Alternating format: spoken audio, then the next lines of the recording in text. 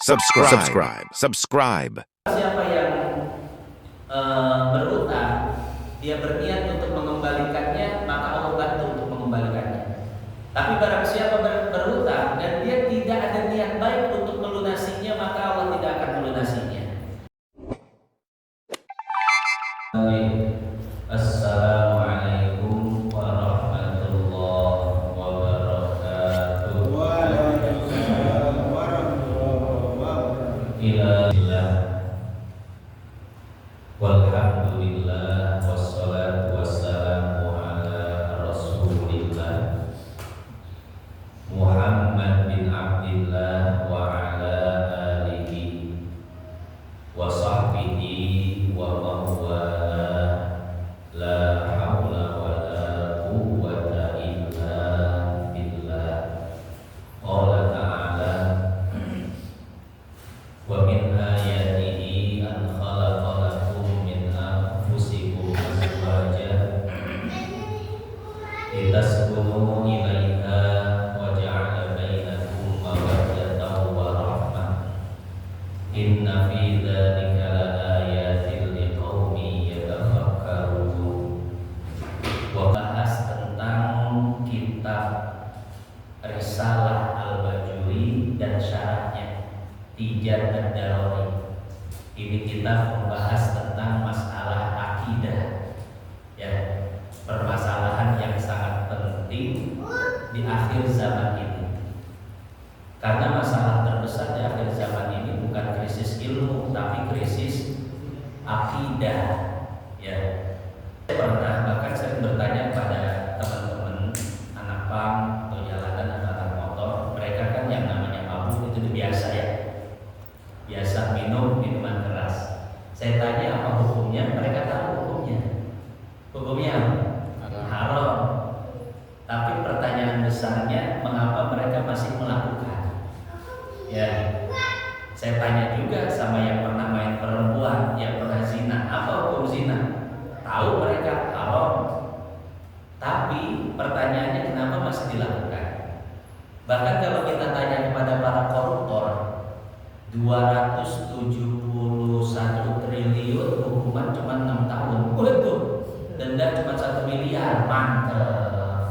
Hai ke situ mantep. Tahu ya? Ya. Iya, belum dapat remisi dan lain sebagainya. Bayangin Pak. Tahu ya hukumnya? Tahu informasinya? Siapa namanya? Pak Muis. Itu dulu saya. Ya, Muis itu.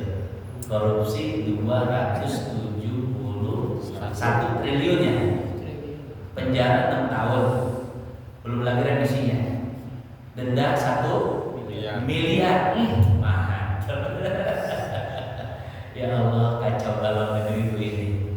Kalau kita tanya sama para koruptor, apa hukumnya korupsi? Mereka tahu hukumnya haram. Ya, kalau kita tanya kepada orang-orang yang pelaku riba, apa hukum riba? Hukum pinjol, mereka tahu haram. Tapi pertanyaan besarnya, kenapa mereka masih melakukan itu kan ya? Ini menandakan bahwasanya di zaman sekarang itu bukan krisis ilmu. Ilmu mah di mana-mana ada Pak, majelis taklim asal daek gawe. YouTube pengajian luar biasa. Ya, di Instagram, TikTok ada semua, enggak krisis ilmu. Enggak krisis majelis taklim, enggak krisis ustaz, enggak krisis tempat ibadah, enggak krisis akidah. Akidahnya setipis tisu, takutnya sama Allah enggak ada. Makanya walaupun tahu itu haram, tetap dilakukan. Ya. Nah, jadi seperti itu hadirin jamaah yang dimuliakan Allah. Ya, ini penting juga ngaji akidah ini di akhir zaman seperti ini. Ya. Terkait pinjol ya, ini hati-hati nih. Saya cerita dulu deh. Setahun yang lalu mungkin ya, ada orang ngetok pintu rumah saya, tok tok tok.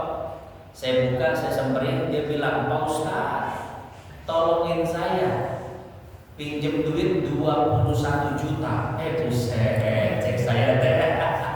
Enggak, masalahnya begini Pak. Kalau mungkin si Paris yang ngetok gitu, ya saya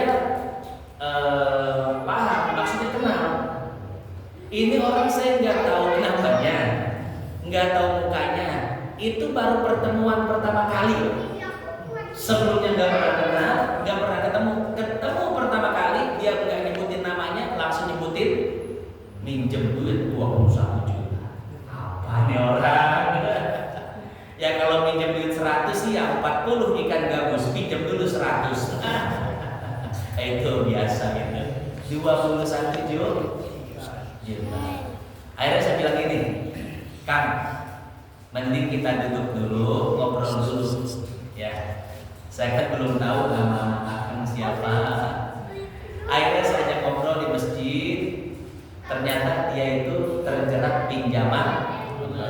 Saya tanya, kalau nggak dibayar konsekuensinya apa? Dia bilang, Pak Ustadz, kalau nggak dibayar, seluruh kontak yang ada di handphone saya akan di WA, di SMS, dan akan diberitahukan bahwa bahwasanya saya punya hutang belum dibayar. Ini kan berarti menyebarkan aib ya. Berarti yang diincer apanya? Mentalnya. Ini orang nggak kuat mental, Pak, bisa bunuh diri akibat pinjol. Buktinya apa? Buktinya ada berita di bulan ini, bulan 12 ini ada 2 kasus. Pertama di Kediri, satu keluarga minum racun. Akhirnya mereka semua terkapar, tapi 3 bisa diselamatkan, 1 yang balita itu meninggal. Ya, setelah diselidiki ternyata kasus apa? Pinjol, nggak bisa bayar. Ya, mental mereka dihabisin, diserap, malu, bunuh diri. Di Ciputat sama begitu, 3 orang keluarga bunuh diri semuanya. Setelah diselidiki ternyata karena malu terjerat pinjol. Makanya jangan sekali-kali deh, walaupun gampang, cuman foto muka sama KTP, cekrek, selfie, kirim, dana cair. Cuman hati-hati, itu bunganya gila-gilaan. Ya, itu hati-hati masalah pinjol, jangan sampai kita seperti ini. Akhirnya saya bilang, Mas punya, kan kalau karyawan tetap punya apa namanya? Apa yang bisa digadein itu? SK ya. Ya punya SK. Mas, SK-nya SK karyawan gimana? Udah gadein aja itu, pinjam duit. Terus di alasannya apa saya lupa, gak bisa. Terus Mas punya rumah? Nah, mau saya kontrak Pak di sini. Nah, itu motor, ada motornya motor CB 150. Iya, motor CB 150. Nah, ini juga saya belum lunas kata cicilannya, gimana sih? Udah harta yang ada apa? HP doang, HP bang 2 juta 3 juta. Jadi saya gak bisa bantuin, saya kasih amalan. Habis itu udah sampai situ ceritanya ya. Jangan berharap ceritanya itu saya amalan dan itu dia langsung bisa melunaskan hutang, jangan. Nanti amalannya langsung diminta motor itu. Enggak, ceritanya sampai situ. Artinya begini, ya. Artinya memang kita ini sedang krisis akidah, krisis keyakinan. Orang itu gak yakin rezeki di tangan Allah itu gak yakin. Makanya banyak melakukan satu yang haram, pinjol dan lain sebagainya. Ya. Nah, catatan buat hadirin sekalian. Sebetulnya hutang itu boleh. Rasul aja pernah hutang sama Yahudi. Saking akrab ya. Bukan Wahyudi, Yahudi. Di pinjam gandum bangsa 1 kilo 2 kilo mah, ada mah. Apa barang jaminannya? Ini barang jaminannya baju perang besi yang aku miliki. Akhirnya Nabi minjem dicicil 2 tahun selesai. Jadi sebetulnya minjem atau berhutang itu tidak jadi masalah. Yang jadi masalah itu nggak mau bayar, itu tuh masalah. Ya, ini catatan buat kita semua. Jangan pernah berhutang kecuali untuk kebutuhan. Adapun untuk keinginan, apalagi untuk gaya-gayaan, jangan sekali-sekali berhutang. Karena biasanya gini, ini ada dalam Sahih Bukhari juga ya. Man akhadha amwalan nas yuridu adaaha addahullahu anhu wa man akhadhaha wa arada itlafa atlafahullah.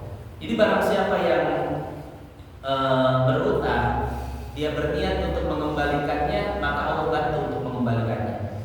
Tapi barang siapa berutang dan dia tidak ada niat baik untuk melunasinya, maka Allah tidak akan melunasinya. Artinya begini, biasanya orang yang berutang karena kebutuhan itu Allah tolong, Pak. Allah mudahkan pembayarannya, Allah mudahkan dia untuk melunasinya. Tapi kalau orang berutang untuk gaya hidup, gaya-gayaan, karena keinginan yang tinggi besar, gak mau ketinggalan teman-temannya, biasanya orang seperti ini gak Allah tolong untuk melunasi utangnya. Ya, sebetulnya dia pakai Xiaomi aja udah cocok, pakai segala pengen apel geroak, tahu apel geroak, iPhone, iPhone kan lambangnya apel geroak, ya begitu, ya. Ya jadi kebanyakan orang galau, resah, gelisah, hidup gak tenang, gadain ini, gadain itu, jual tanah, jual rumah, bahkan bunuh diri, itu sebab karena hutang, karena pinjol, gitu, ya.